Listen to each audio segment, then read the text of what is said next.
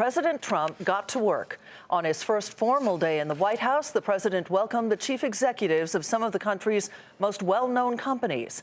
With business leaders around the table, he pledged to cut taxes, wipe out regulations, and fast-track U.S. factories. But he also threatened a border tax. Eamon Javers reports tonight from the White House.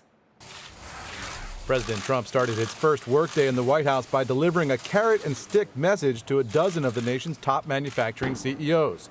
The group included Elon Musk of Tesla, Marilyn Hewson of Lockheed Martin, and Andrew Liveris of Dow Chemical, among others. The new president's message: if the CEOs create jobs in the United States, they can expect expedited approval for new factories and considerably lower taxes. But they were also warned about moving factories out of the country. A company that wants to fire all of its people in the United States and build some factory someplace else and then thinks that that product is going to just flow across the border into the United States, that's not going to happen. They're going to have a tax to pay, a border tax, a substantial border tax. President Trump also pledged to cut regulations by 75% or more.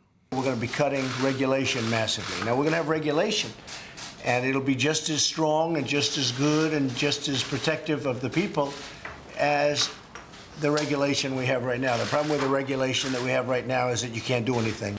On a day when the president signed an order to pull the United States out of the Trans-Pacific Partnership trade deal, the CEOs appear to have looked past the trade and tariff issues that could negatively affect their companies and said they were optimistic about working with the new administration.